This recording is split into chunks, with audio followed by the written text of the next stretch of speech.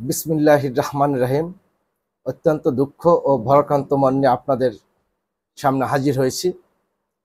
গত 27শে সেপ্টেম্বর অর্থাৎ শুক্রবার দিবাগত রাত্রে লেবাননের রাজধানী বৈরুতে জায়নবাদী ইসরায়েলের প্রচণ্ড বিমান হামলায় হিজবুল্লাহ প্রধান হাসান নাসরুল্লাহ নিহত হয়েছেন।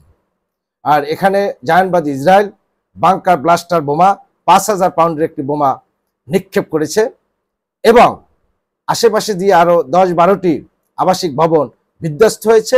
হাসান নাসরুল্লাহ সহ 8 জন নিহত হয়েছে। ইন্না লিল্লাহি ওয়া ইন্না ইলাইহি রাজিউন।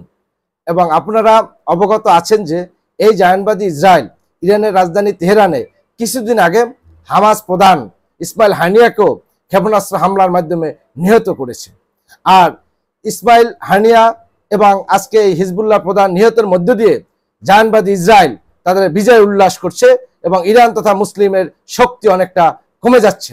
এই মুহূর্তে তারা ইরানে হামলারও পরিকল্পনা করতে যাচ্ছে। অলরেডি আপনারা জানেন যে ইরানের সর্বোচ্চ নেতা আয়াতুল্লাহ আল খামেনিকে নিরাপদ স্থানে আরো সরিয়ে নেওয়া হয়েছে। অতএব এখনই উচিত মুসলিম বিশ্বকে জেগে ওঠা এবং ইসরায়েলের বিরুদ্ধে যথাযথ সামরিক ব্যবস্থা নেওয়া। তা না হলে ইসরায়েল মধ্যপ্রাচ্যকে গ্রাস করে ফেলবে এবং মুসলমানদের পরাজয় নিশ্চিত রূপে গণ্য হবে। ধন্যবাদ।